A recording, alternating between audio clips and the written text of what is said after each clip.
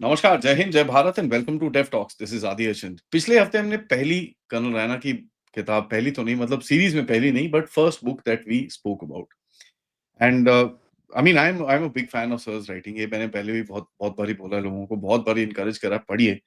आज एक दूसरी किताब हम बात करेंगे and this is one book I really enjoyed. It was not about a battle, it was about एक अंदर की जो एक फीलिंग होती है ना, the dharma, it was about that and it's called the soldier's faith. ये बहुत ही बढ़िया किताब है guys, you can check this out on Amazon, it's available. Like पिछली बारी नहीं थी, but this is available, check it out, it's a beautiful book and let's welcome colonel Raina साहब। सर जी, नमस्कार। नमस्कार आदि, मैं धन्यवाद। आपसे बस स्टार्ट यही करूँगा, एक चीज़ पढ़ के जो आपने लिखी है, धर्म की जय हो, अधर्म का नाश हो, प्राणियों में सद्भावना हो, विश्व का कल्याण हो। ये क्या है सर?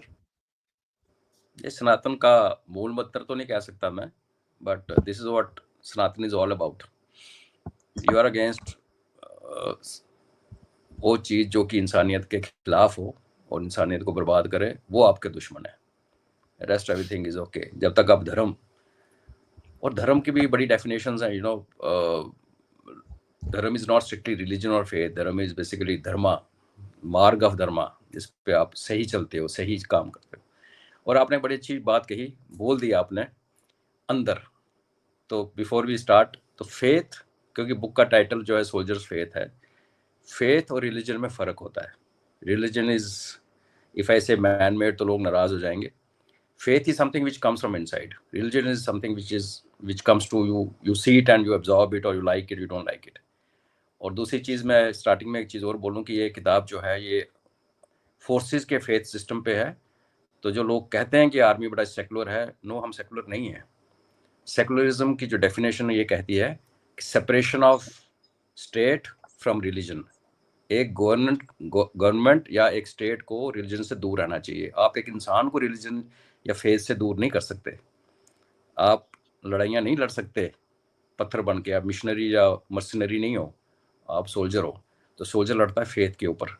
तो आर्मी में जितनी भी फोर्सेस हैं, उसमें हमारे अपना जो नटल फेथ है, हम उसको एनकरेज करते हैं। हम लोगों को ये नहीं कहते कि अपना धर्म छोड़ दो, because secular actually means, secularism, जिसको सेकुलरिज्म इसलिए कहा जाता है कि आप बोलते हो धर्म से अलग कर दो।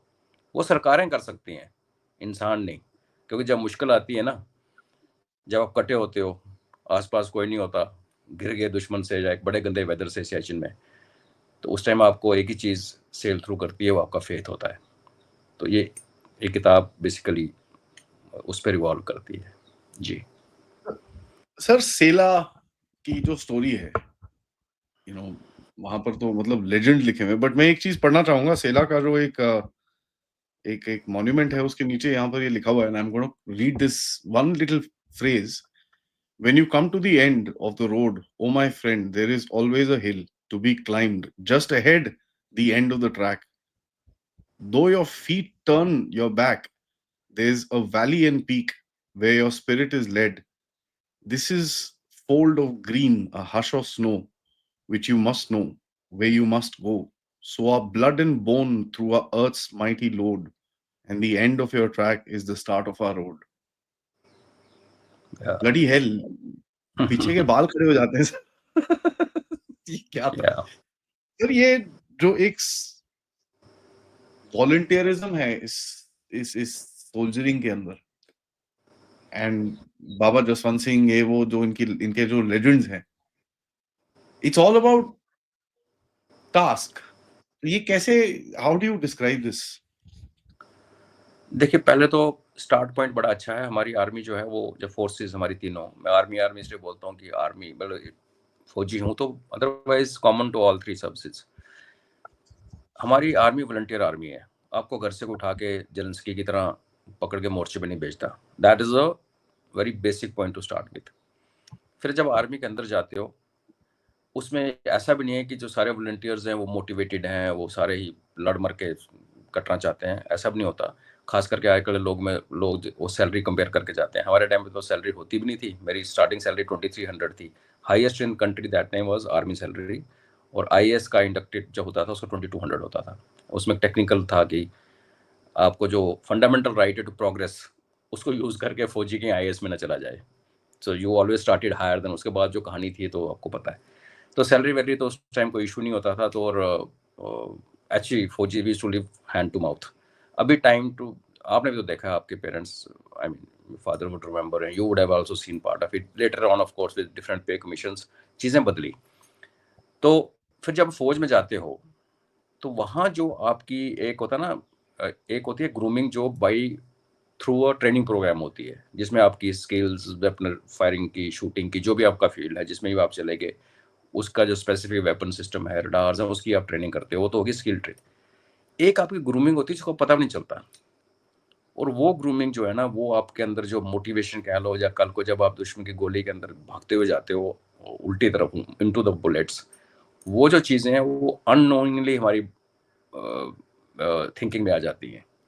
अभी आप देखिए, जैसे फेथ की बात करें, चाहे आप हिंदू हो, मुसलमान हो, सिख हो, ईसाई हो, कुछ भी हो, जिस यूनिट में आप गए उस यूनिट का जो फेथ है, फेथ का ये मतलब होता है कि जब किसी यूनिट में 100 ट्रुप्स हों, अनलेस सेंट्रल अभी चेंज हो गया हो, पर आई डोंट थिंक चेंज हुआ, यही था, 100 ट्रुप्स हो तो उनको अपनी एक रिलीजियस टीचर मिलता है।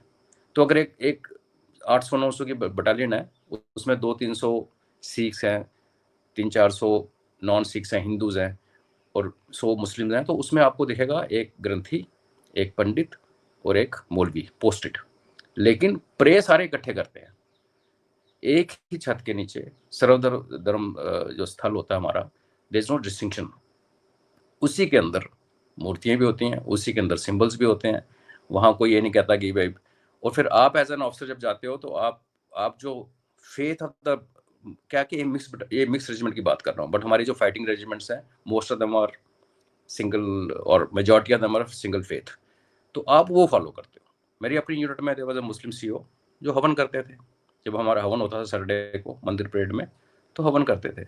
मैं आरआर में था, 6 ट्रुप्स के साथ था। हालांकि हिंदुइज्म सिखिज्म को तो मैं अलग मानता नहीं, बट वट एवर परेड जो होती थी वो गुरुद्वारा परेड होती थी, और वो हम लोग वो संडे को सेवा करके और वही कड़ा प्रसाद खा के आते। तो ये जो आप एक ब्लर हो जाता है आपको, जब आप एक जगह बैठते हो जहाँ पे सामने तीनों चारों मेजर धर्मों के, और उसके अलावा भी जो भी धर्म है, कोई बुद्धिस्ट है उसमें, आपका जैन है, अगर आप एक भी हो ना, एक सोल्जर है यूनिट के अंदर एक डिफरेंट फेथ का, तो वो मंदिर में जाके पंडित जी को बोलेगा, पंडित जी मेरी ये मूर्ति यहाँ रखो, तो कोई उसको मना नहीं करता। सो स्लोली हम उसको मंदिर बोलते हैं, but it is actually like a set sarva dharma sthal. तो वो ना एक बड़ा ही प्यारा सा सीन दिखता है कि आप मतलब यू हैव एवरीबॉडी, आपको जिस पे कंसंट्रेट करना है, आपको जिसको देख के मानना है, उसको आप देखिए, उसको उस पर आप मेडिटेट कीजिए, ध्यान कीजिए, प्रेयर्स कीजिए। तो होता क्या है कि आपकी जो डिस्टिंक्शन है, जो हमारी सिविल सोसाइटी में नॉर्मल होता है कि यार ये मुसलमान है, ये हिंदू है, सिख है, पहले वो ब्लर हो जाती है। You then you start understanding कि भाई यहाँ तो सब वी आर ऑल सेम। और फिर जब आप बाकी जो उसको साथ जो मैकेनिकल चीज़ें ड्रिल करते हैं, जहाँ बॉडी एकदम साथ सिंक्रोनाइज होकर मार्च करती है, तो स्लोली करते हो आप, you become a member of a team. और एक सोल्जर जो है ना, वो उसी टीम के बारे में सोचता है। माइंड जब बॉडी एंड सोल। हाँ, आप उसका एक पार्ट बन जाते हो ना। और जब वो दावा करने का टाइम आता है बुलेट्स के अंदर, तो वो अपनी यूनिट का जो नाम नमक निशान जिसको कहते हैं, he is only thinking of that. जब आपके बगल वाले बड्डी को गोली लगती है, तो आपको उसकी होती है, और यू जो जो आपके अंदर जज्बा आता है, जब आप उठ के खुखरी निकाल के असॉल्ट करते हो, you are doing it for him. अब दूर से देख के हमें लगता है कि ये देश के लिए ओवरऑल इट एवरीथिंग कल्बिनेट्स देश के ऊपर, The बट line उस soldier moment, fight for the guy next to him. yeah, he is fighting for his buddy, he is fighting for his नाम नमक निशान, he is fighting for his unit। तो ये जो ग्रूमिंग होती है ना आदि, ये कहीं टाइम टेबल ट्रेनिंग प्रोग्राम में नहीं दिखेगी कि आज सोल्जर्स को पकड़ के बोला जाए। No, it happens because way of life soldiering की ऐसी है कि जो हम जब उसमें रहते हैं ना, तो धीरे धीरे उसमें हम रम जाते हैं। तो ये जो लोग हमें ताना मारते हैं सेकुलर बोल के, ये बोल के, तो मैं बोला एक फ़र्क है जिसको शायद आप तभी समझ पाओगे, इधर आप फौज के अंदर हो, या आपके पेरेंट्स या आपका ब्रदर या सिस्टर या कोई बेटा फौज में जाएगा, तो तब आपको समझ आएगी। ये लोग बातें करने लगते हैं जैसे कोई नमाज पढ़ा जा रहा है और उसमें एक हिंदू जनरल बैठे हुए हैं और लोगों ने उसके ऊपर ही शुरू हो गए। फौज भैया का धर्म ही अलग है। आप नहीं समझ सकते आप बाहर से भाई, तो मत कमेंट किया करो इसको। आप वो इफ्तार पार्टी से मत कंपेयर करो जो पॉलिटिशियन करते हैं। Sir that's the difference. एक चीज मैंने देखी है, ये जो हिमालयस के आपने एक पूरा चैप्टर लिखा है ऑन फ्रंटियर्स के ऊपर, एंड हिमालयस के ऊपर इतने सारे बाबा हैं, ओपी बाबा, जसवंत बाबा, मतलब आपने एक this one I didn't know, ठीक है, ऑनेस्टली फोर्सेस बैकग्राउंड के होने के बाद भी मेरे को ये नहीं पता था, before I read your book it was Platunath Baba, and then this is the first one that you mentioned, Pletunath Baba, and I was like यार ये क्या चीज है इसका एक मंदिर भी है, सब कुछ है, तो इसकी जरा स्टोरी बताइए सर, ये प्लेटोनाथ बाबा क्या है? ये एक प्लेटू है कारगिल के बाहर, और आपको याद होगा कि 99 में जब कारगिल का युद्ध चलना शुरू हुआ था, तो कारगिल में हमारा बहुत बड़ा निशंदा उड़ा दिया गया था। बिकॉज आप जब कारगिल जाएंगे और गर्दन उठा के देखेंगे तो सामने पाकिस्तान की पोस्ट, अभी थोड़ा चेंज हुआ है सीन, बट अभी भी कारगिल बहुत ही वनरेबल है। जैसे पुंछ वनरेबल है, वैसे कारगिल वनरेबल है। बिकॉज आज के ज़माने में क्या है ना, आप यूजुअली आप उस ज़माने में क्या था 99 के टाइम पे कि आप पहाड़ी के ऊपर बैठे हो, आपको दिख रहा है कारगिल, तो आप उस पर फायर ला सकते हो आरटी का। आजकल तो आपको वहाँ बैठ के देखने की ज़रूरत ही नहीं, आपको सैटेलाइट है, ड्रोन है, बात चेंज होगी, वनरेबिलिटी उतनी ही है, इनफैक्ट ज़्यादा है। तो वहाँ एक प्लेट्यू है, उस प्लेट्यू में क्या है कि जितना मर्जी गोले गिरे, वो जो मंदिर बना हुआ है ना, उसके ऊपर गोला नहीं गिरता। तो वो जो छोटी से एक आर्टिलरी रेजिमेंट ने शुरू किया था, इनफैक्ट उसमें जो 2IC थे, जो एक एडवांस पार्टी गई थी आर्टिलरी रेजिमेंट की, और उसके जो 2IC थे वो बाद में हमारे सीओ थे, हमारी यूनिट को उन्होंने कमांड किया था, ब्रिगेडियर दीक्षित साहब। तो उन्होंने तो अपने हाथ से सेट किया था इसको। तो एक तनोट माता जैसलमेर में भी है, उनका भी ये रिकॉर्ड है कि चारों तरफ गोले गिरते हैं, लेकिन वहाँ तो ये हाल है कि तनोट माता के कंपाउंड में तो गोले अंदर गिरे हुए हैं और फटते नहीं। मतलब अगर गिर जाए अंदर, तो आप अगर तनोट माता कभी जाएंगे जैसलमेर से, I think 120 odd kilometres towards border, तो वहाँ पे आपको मंदिर के अंदर शेल्स पड़े हुए दिखे, पाकिस्तानी शेल्स पड़े हुए हैं, मोटर्स के बॉम्ब्स पड़े हैं, आर्टिलरी के शेल्स पड़े हैं। नॉर्मल सर्कमस्टांसिस में जब एक गोला गिरता है आपके पास, वो नहीं फटता, तो वो बहुत डेंजरस हो सकता है, उसका पता नहीं कब फट जाए, उसको टच भी नहीं किया जाता, कोशिश की जाती है, उन्होंने इंस्टीट्यूट यहाँ सालों से पड़े हैं। तो ये चीज़ें हैं जिसमें आप देख लो, प्लेटूनाथ बाबा के ऊपर गोला नहीं पड़ता कारगिल टाउन बर्बाद हो जाए और प्लेटूनाथ बाबा सामने है, दुश्मन की बिल्कुल नज़र में सामने, लेकिन वहाँ गोला नहीं फटता। तो अब ये उसका अगर लॉजिक ढूंढने जाओ, साइंटिफिक ढूंढने जाओ, उसको बोलो जी ऐसा हो, तो देखो आजकल की जो टेक्नोलॉजी, आप पिन पॉइंट, जैसे हमने नूर खान की डक्ट के अंदर घुस के गोला मारा है कल, तो क्या हम प्लेटू बाबा पे दुश्मन नहीं कर सकता? पर नहीं कर सकता। और इन चीज़ों का जवाब ना फौज में ढूंढते नहीं है।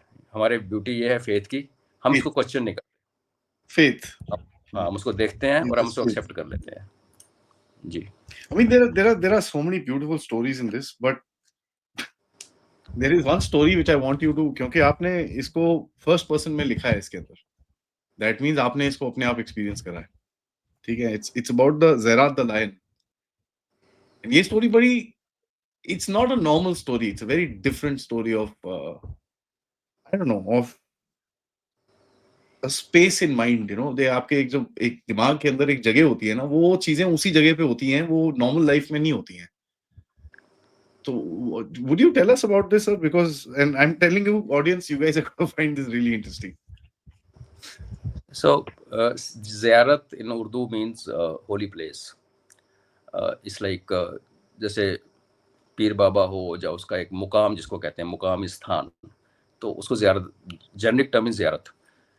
तो जब मैं आरआर में था, तो देखिए मैं बहुत बार अपनी किताब में भी लिख चुका हूँ वो बुक तो खैर बाहर अवेलेबल नहीं है, कि आरआर कंपनी कमांडर को सिर्फ लड़ना, मारना, मरना is only one part of the life.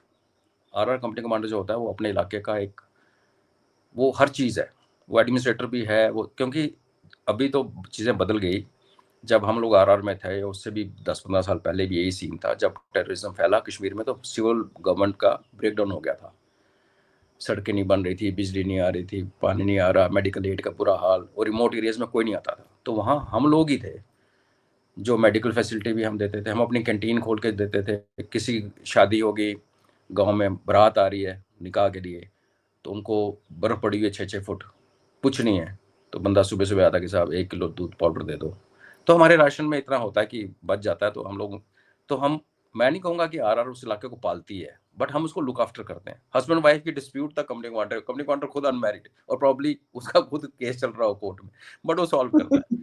तो इट्स ए वेरी मल्टीफेसेट लाइफ। राष्ट्रीय राइफल्स के कंपनी कमांडर होने का एक्सपीरियंस सिर्फ उसको कोई नहीं देख सकता। अगर आप आरआर के अंदर कंपनी कमांडर नहीं रहे हो ना, तो आपको वो चीज़ फौज की दूसरी जगह पे नहीं दिखती। तो मैं कंपनी कमांडर था, तो हमारा एक बड़ा ही ट्रबलसम गांव था। वो ट्रबलसम गांव इसलिए था कि जहाँ हमारी हद खत्म होती थी, एक नाला था, और जो सामने वाली 21 आरआर, जिसके कर्नल आशुतोष बाद में सेना मेडल डबल बार जो शहीद हुए बाद में, वो बटालियन थी। और इधर हमारी 6 आरआर हमारी सिख यूनिट थी, और वो थी गार्ड्स की। तो जो होता है कि इनको भी पता लग जाता है, दे नो इट, कि बिकॉज कुछ पोर्टर्स, सिविल पोर्टर्स काम करते हैं, उनको पता होता है बाउंड्री है 2 बटालियन की, और बाउंड्री के पास हम ऑपरेट करते हैं कम, एक दूसरे को इन्फॉर्म करके। क्योंकि क्या होता है कि मैं आपको ना बताऊं, आप मेरे को ना बताओ, हम दोनों उसी नाले के दोनों, एक तरफ मैं एम्बुश लगा के बैठ गया, एक तरफ आप लगा गए, कि आपस में एक्सचेंज ऑफ फायर हो गया रात को, तो हम थोड़ा क्वेश्चन लेते हैं। तो वो भी एक रीजन था कि वो एक ब्लैक स्पॉट था और बहुत बड़ा गांव था। तो वहां पे ना सामने 21 आरआर के इलाके में एक पहाड़ी थी, जिसपे हम लोग उनको बता के हम जाते थे ऑपरेट करने। तो वहाँ जियारत थी। तो जियारत बड़ी अजीब थी कि उसमें कुछ कोई बिल्डिंग थी नहीं। जनरली जियारत मीन्स कि कुछ ना कुछ स्ट्रक्चर, वहाँ पे स्ट्रक्चर कुछ है, नहीं कुछ था। तो होगा। हाँ, इट इज ओपन नथिंग। तो मैंने पता किया भाई क्या है जियारत का, तो पता लगा जी ये जी यहाँ एक बड़ी देर पहले कोई पीर बाबा थे जो यहाँ बैठ के मेडिटेट करते थे, और उन्होंने कहा था मेरे लिए यहाँ कुछ नहीं, छत वत कुछ नहीं चाहिए। तो हुआ क्या था कि एक दिन रात को हम वहाँ पे एम्बुश लगा के बैठे हुए थे, क्योंकि वहाँ मार्ग तो था नहीं, जियारत की जगह तो मार्ग थी नहीं। तो और मैं हमेशा छोटी टीम लेके चलता था, हम टोटल 8 लोग ही ऑपरेट करते थे, उससे ज़्यादा मेरे को अनकंफर्टेबल फील होता था। अब 8 लोगों के साथ जा रहे हो, जंगल के पहाड़ी के ऊपर बैठे हुए हो, और वो कहीं से भी आ सकता है टेररिस्ट, नीचे गांव है, तो वो भी रास्ता पकड़ के तो आएगा नहीं, वो भी क्रॉस कंट्री के छुपता छापता आएगा। तो हमने 2-2 बड़ी पेयर 4 डायरेक्शन में बैठ के हम लोग आराम से बैठे। तो रात को बहुत ज़्यादा मेरे को आवाज़ आने लगी। मेरी एक बड़ी पेयर था जो मेरे से कोई 50 मीटर दूर होगा, अब देख नहीं सकते, अब जंगल में अंधेरा गुप्त, तो वो खर खर खर खर कुछ करी जाए। तो मुझे इस बात से बहुत नफरत थी। मैं मेरे अपने ट्रुप्स को पता था कि, और मैं हमारी कंपनी में ना स्लिंग्स नहीं होती थी राइफल के ऊपर, ताकि आप कंधे पे टांग ही ना सको, आपको राइफल हाथ में पकड़ के चलनी है। तो आपकी जो रिएक्शन टाइम, जो कंधे से उतारो, जितना मर्जी थके हो, राइफल आपके हाथ में रहेगी। तो कुछ चीज़ें थी हम करते थे। तो बाद में पता चला कि वो, मैंने बुक में उसकी डिटेल लिखी हुई है कि उसको प्रेशर पड़ा उस बंदे को ना, एक जवान को लगा। उसने क्या किया, उसको रात को he wanted to go around the corner. अब एम्बुश में उठ के तो आपको टॉयलेट तो होती नहीं, तो आप क्या करते हो कि वहीं से पलट मार के साइड पे होके लेट के यू रिलीव योरसेल्फ। तो कि इंसिडेंटली वो उस जगह पे था जहाँ पे वो जियारत, सो कॉल्ड जियारत थी, और इसने गलती से उसके ऊपर पेशाब कर दिया अननोइंगली। तो उसको एक प्रेशर पड़ा, उसको लगा कि हार्ट अटैक आने वाला है। तो जब ये हुआ तो मेरे को फिर थोड़ी सी होता है कीड़ा कि मैं पता करूं कहानी क्या है। जियारत जियारत सुनते थे हमने, पहाड़ी का नाम जियारत है। तो फिर पता चला जी ये जियारत ये है वो है, और यहाँ पे पीर बाबा है और एक शेर उनका है। तो फिर मुझे बताया कि 100 घर के अंदर वो शेर 100 डे आता है हर हफ्ते, और उसको दूध पिलाते हैं। तो मेरे को बड़ा झटका लगा यार, अभी 21वीं सेंचुरी में, हाँ 21st सेंचुरी की बात है, 2006 की। तो मैंने कहा यार ये बड़ा अजीब है। तो मैं उनके घर गया। वो बंदा थोड़ा शेडी करेक्टर था, उसका टेररिस्ट के साथ भी OGW टाइप था। तो मैंने उससे पूछा भाई क्या है, तो कहता हाँ जी हम तो उस दिन हम बाहर नहीं निकलते, इस मोहल्ले में भी बाहर नहीं निकलते, और वो शेर आता है और हम उसको यहाँ दूध रख देते हैं, पी के चला जाता है। तो मैंने कहा किस दिन को आता है, he told me I think इधर फ्राइडे और Thursday, one of these days, I forget, book में लिखा है। तो हम लोग पहुँच गए। तो मैंने अपनी जो साथ में जो मेरे साथ 7 जवान थे, मैंने कहा तुम साथ वाले कमरे में बैठो, मैं उस बाबे के साथ उसके रूम में बैठ गया, उसकी फैमिली नीचे, और बालकनी ऊपर वाले रूम में बैठ गए ताकि वहाँ से दिखे। पूरी रात में बैठा रहा, वहाँ नहीं आया वो, नहीं। Of course he didn't turn up, इधर I was not destined to see it, या ये होक्स भी हो सकता था, बिकॉज वो बंदा OGW था, और शायद उसने डर पैदा कर रखा था गांव में कि उस दिन कोई आए ना, ताकि पूरा मोहल्ला ना डर के मारे बाहर नहीं आता था। बट देन जब मैंने उसको पूछा ना लोगों से, दूसरे लोगों से जो उसके एंटी भी थे, बिकॉज हर गांव में अगर एक OGW है तो उसका एंटी भी होता है, जिसको उसने परेशान किया होता। तो लोगों ने कहा नहीं ये कहानी तो सच है, यहाँ आता है शेर। तो अब सुनने में और पढ़ने में शायद ना लगे, लेकिन when you are sitting there and छोटी सी आवाज खड़क हो रहा है बाहर, एंड यू वाचिंग कि आया, अब आएगा शेर आएगा, एंड द शेर डिडंट कम। नाउ शेर कुड बी, वहाँ क्या है कि शेर चीता को, लेपर्ड को, हाँ, वो लॉयन, तो सबको एक ही होता सबको है। हाँ। शेर ही बोलते हैं। तो actually nothing happened, but that night was one night to remember. सर्दियों के दिन थे, and we just waiting, and but the guy was confident कि आएगा। सर बट ये नहीं इतने इतने एक्सपीरियंसेस कैसे कहाँ से होते हैं ये? And have you ever seen, आपने अपनी आंखों से, and you probably operated in Ladakh also and पूरे एरिया के अंदर, तो आपने कोई ऐसा एक्सपीरियंस देखा हो जो आपने ना मेंशन किया है यहाँ पर, but any experience that you like to share कि से भाई दैट वाज लाइक ये कैसे हुआ? नहीं होता है आवाज़ सुनना कि अजीब सी आवाज़ where you don't expect it suddenly like in a very desolate place if you middle of the night you're sitting and you hear a female voice or voice of somebody who's not supposed to be there and there's nobody seen. ये तो अक्सर होता है ये I mean हम इसको STRIDE पे ले लेते हैं कि फौज में एक ये भी यकीन है कि आपने जो शूज पहना हुआ है, पहले कील वाला शू पहनते थे ना, तो तब लोग कहते थे कि जिसने 13 किलो वाला, हमारे शूज के नीचे कील लगे होते थे, ड्रिल बूट, फिर वो बंद हो गए धीरे धीरे, अभी ड्रिल में यूज होते हैं, तो कहते हैं उस भूत नहीं आपको कुछ कर सकता बिकॉज यू हैव दोज लोहे की कील. It was just a belief. मैं कह रहा हूँ ना, फौज बिलीफ पे चलती है, उस पे चलती है. लेकिन मेरे हमारे अपने सीईओ साहब के साथ हुआ था वही जो सीईओ साहब मैं जो कह रहा हूँ, जो बाद में, तो जब वो यंग थे ना, तो वो इसमें उत्तराखंड के जो चाइनीज़ बॉर्डर की तरफ जो इलाके हैं ना, उसमें काफ़ी एक्टिविटी है जो पैरानॉर्मल. तो वो एक बार LRP पे गए थे, लॉन्ग रेंज पेट्रोल होती है, जब आप 5-6-7 दिन के लिए चले जाते हो बाहर पेट्रोलिंग करते हो, एंड आपका रूट होता है, आप यहाँ जाओगे, यहाँ जाओगे, यहाँ जाओगे, यहाँ जाओगे, फिर आप वापस आते हो. तो वो जब गए ना, तो एक जगह रात को उन्होंने वो किया, कैंप किया, जिसमें 2 मैन टेंट होता है छोटा सा, सारे उसमें घुस जाते हैं अपने अपने टेंट में, सुबह उठते हैं, पैक करते हैं, पीठ पे लेके चल पड़ते हैं. तो उनका जो गाइड था ना लोकल, उसने ये कहा था कि यहाँ पे जहाँ हम कैंप कर रहे हैं, because they had no option, होता ना आपको एक डेस्टिनेशन है कि आज आपने इतने किलोमीटर चला, बर्फ पड़ी है, you can't really go beyond that. तो उसने कहा यहाँ पे ना किसी को कुछ दिखता है तो डोंट रिस्पॉन्ड. खास करके यंग ऑफिसर्स, जो यंग बच्चे हैं उस ऑफिसर एंड जो young soldiers, they should be careful. तो ये हमारे सेकंड लेफ्टिनेंट साहब थे पेट्रोल में और इन्फेंट्री के साथ गए हुए थे, आरटी वाले, तो वहाँ ये सो गए रात को. He felt like taking a leak, ठंडा इलाका, बर्फ पड़ी बाहर. तो he as he moved out ना, तो it was a moonlit night. तो सामने उसके ऊपर सामने वाली टेकरी पे जहाँ इनका कैंप लगा था, बीच में छोटा नाला था, सामने फिर एक पहाड़ी थी बर्फ से ढकी, उसके ऊपर there was a girl sitting in a very colourful attire, and she was kind of signalling him कि कम ओवर.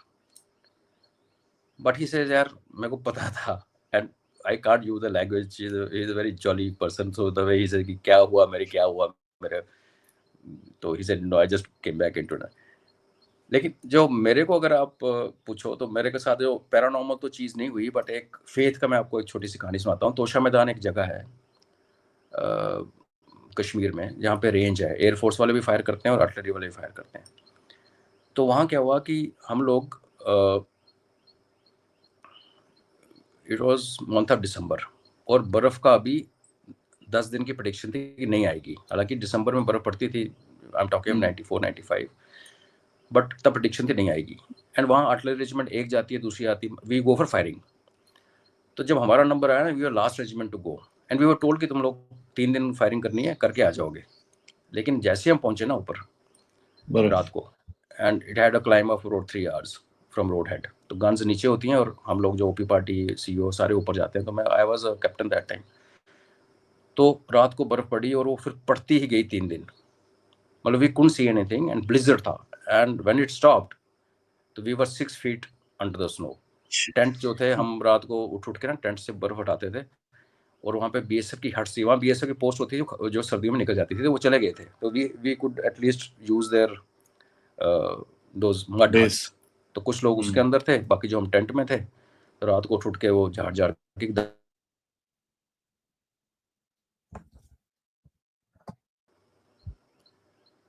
तो रात को उठ के भी टेंट्स को झाड़ते थे ताकि वो दब ना जाए, कोलैप्स ना कर जाए, इतनी बर्फ पड़ रही है.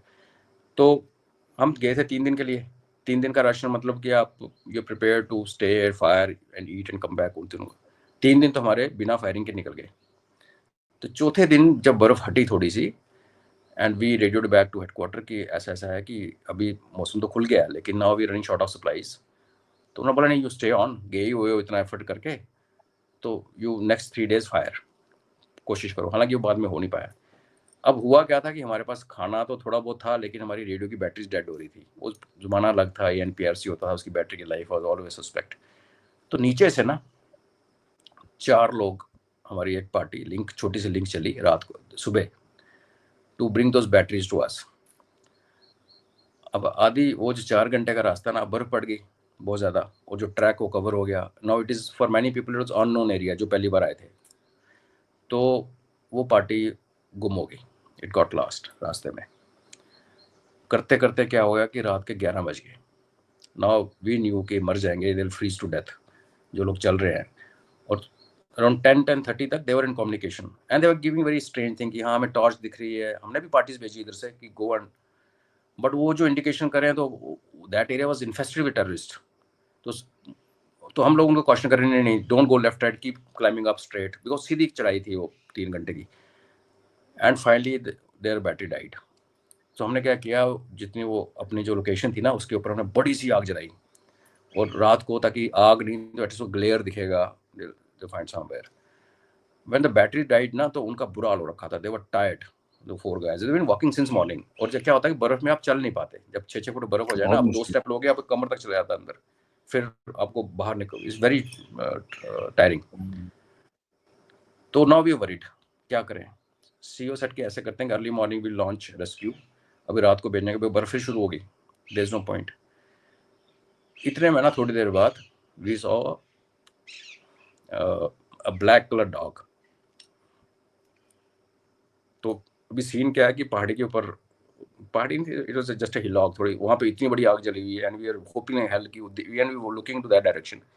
एंड सडनली एक उसमें ना वाइट आउट कंडीशन में एक डॉट आता है ब्लैक कलर का, and then slowly slowly comes and he runs back. And क्या होता है ना, when you kind of desperate और वरीड और एंजाइटी बहुत ज़्यादा होती है, तो पहले समझ नहीं आती हो क्या रहा है, तो वो हिराया, फिर वापस भागा। तो suddenly then some jawans they ran after him कि देखो किधर जा रहा है। And then from our location about 500 meters may we found 4 of them tired, मतलब they had just given up. तो ये कुत्ता कहाँ से आया उनको लेके। तो of course we got them inside, उनको पानी वानी पिलाया, ठीक किया, गर्म अंगीठी में बिठाया, ठीक हो गए।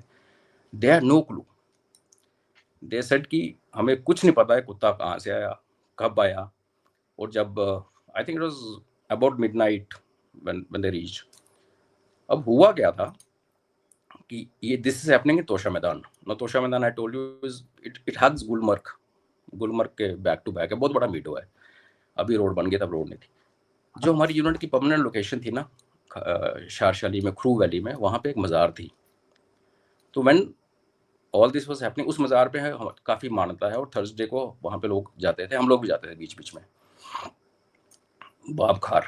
तो जब ये गुम हुए ना, तो हमारा जो एक जीसीओ था, जो पंडित जी थे, ही जस्ट प्रेड कि ये बंदे अगर आ गए तो हम जाके मज़ार के ऊपर हम प्रसाद चढ़ाएंगे, चुन्नी चद्दर चढ़ाएंगे, वॉटएवर।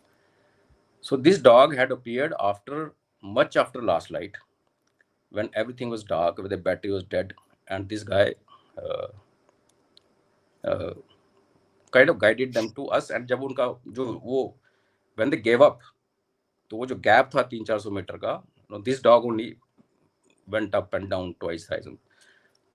उसके बाद अगले दिन कुत्ता गायब। हमने उसको वैसे खिलाया रात को, we were होता ना, you were relieved। तो Yeah. जो बच्चा, हाँ, तो उसको खिलाया पिलाया, उसकी सेवा की, but by next morning this guy went missing. And then we of course we came back, and जब वो खत्म हो गया, इट वाज अ वेरी, उसमें बड़ा कुछ हुआ था उसके और उसके नेक्स्ट सीजन में उस जगह पे। But so we came back safe all of us, and then we went to Pir Baba, and जो मज़ार थी, and there we kind of prayed. तो it is not a paranormal thing in strict sense, but it was supernatural. Didn't So find the this dog is how, there? no, never.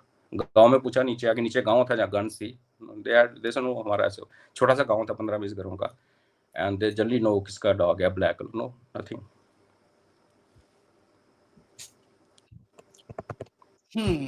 Man, that's